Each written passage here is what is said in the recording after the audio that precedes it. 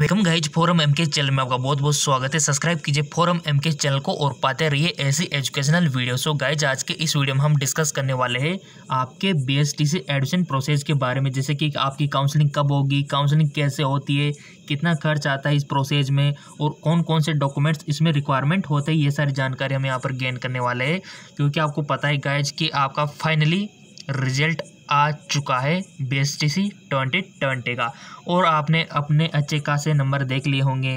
ठीक है, बहुत सारों के अच्छे नंबर आए होंगे, बहुत के कम आए होंगे, तो आप कंफ्यूज हो रहे होंगे कि कौन सा कॉलेज मिलेगा, कौन सा कॉलेज नहीं मिलेगा। ठीक है, तो गाइज वो डिसाइड करेगी आपकी काउंसलिंग की आपको कौन सा कॉलेज मिलेगा, क्योंकि काउंसलिंग से आपको पता चलेगा कि आपको कौन सा कॉलेज मिलने वाला है और उसके थ्रू आपको अलॉटमेंट लेटर आता है। ठीक है, तो चलिए हम जान लेते हैं कि काउंसलिंग कैसे होती है, कब होगी, कितना खर्च आएगा, पूरा का पूरा स्टेप मैं आपको बताने वाला हूं, तो देखते रहिए पूरे वीडियो को। सो गाइज सबसे पहले हम जान लेते हैं कि आपकी काउंसलिंग कब होगी। उससे पहले मैं आपको बताना चाहूँगा गाइज, अगर आपके रिजल्ट आपने देख लिया तो आपको कमेंट में बताना है कि आपके कितने नंबर आए हैं, क्योंकि हम आपको बता पाएंगे कि आपका सिलेक्शन होगा या फिर नहीं, कौन सा कॉलेज आपको मिलने के चांसेज है। ठीक है, जैसे कि जनरल कैटेगरी हो गया, ओबीसी हो गया, एससी हो गया, एसटी वाले हो गए, ये कैटेगरी के ऊपर डिपेंड करता है, और साथ में जेंडर के ऊपर, क्या आप मेल हो या फिर फीमेल हो। ठीक है, ये भी आपका कट ऑफ डिसाइड करता है, और कभी भी ये जो डिपार्टमेंट है कट ऑफ जारी नहीं करता, एक्सपेक्टेड कट ऑफ हमें आपको प्रोवाइड करानी होती है। ठीक है, तो सो गाइज अगर आप लिस्ट देखना चाहते हो गवर्नमेंट कॉलेज और प्राइवेट कॉलेजेस की, तो उसका लिंक नीचे डिस्क्रिप्शन में दिया हुआ है, वहाँ से आपको मिल जाएगा बेसिकली। ठीक है, सो फाइनली अगर आप जानना चाहते हैं कि काउंसलिंग कब होगी, तो यहाँ पर आप देख पा रहे होंगे कि आपका सारा क्राइटेरिया यहाँ पर दिया हुआ है कि लास्ट डेट कब थी आपकी, वो भी यहाँ पर आ चुका है। Correction of the starting date 1/8 यानी कि वो भी आ चुकी है, और लास्ट डेट करेक्शन यानी कि वो 8 अगस्त 2020, और आपका इंट्रांस एग्ज़ाम कब था, 31 अगस्त को था। ठीक है, और उसके बाद 25 इसमें दिया हुआ है, और इसके बाद रिजल्ट डिक्लेयर कब हुआ था, 7 अक्टूबर को 4 बजे। उसके बाद काउंसलिंग का रजिस्ट्रेशन आपका अक्टूबर में हो जाएगा, काउंसलिंग की लास्ट डेट भी इसमें अक्टूबर में आपकी होगी, और अलॉट हो जाएगा अक्टूबर में आपको कॉलेज। ठीक है, तो ये काउंसलिंग डेट मैंने आपको बता दी है, बिल्कुल भी आपको फिक्र करने वाली बात नहीं है। सो गाइज ये तो हमने जान लिया कि काउंसलिंग कब होगी, आपके अक्टूबर में हो जाएगी, डोंट वरी। और इसके बाद अगर हम जानना चाहते हैं कि काउंसलिंग कैसे होती है, तो चलिए प्रोसेस जान लेते हैं काउंसलिंग कैसे होती है। सो गाइज अगर हम ये जानें कि काउंसलिंग कैसे होती है, बट उससे पहले जाना ये बहुत ज़रूरी है कि काउंसलिंग के लिए कौन कौन सी कंडीशंस, आपकी योग्यता क्या होनी चाहिए, कौन कौन सी शर्तें आपको करनी है। तो उससे पहले हम जान लेते हैं कि काउंसलिंग के लिए कौन कौन सी योग्यता में होनी चाहिए, तभी आपको काउंसलिंग करवानी है। सबसे पहली शर्त है कि आपके 12th में कितने परसेंटेज होना चाहिए। जनरल और ओबीसी वालों के लिए 50% होना चाहिए, और जो रिजर्व कैटेगरी वाले जैसे कि SC ST वाले, उनके लिए 55% होना कंपलसरी है। अगर आपके 12th में 50% नहीं है, और ओबीसी जनरल वालों के लिए और रिजर्व कैटेगरी वालों के लिए 45 नहीं है, तो आप काउंसलिंग करवा ही नहीं सकते।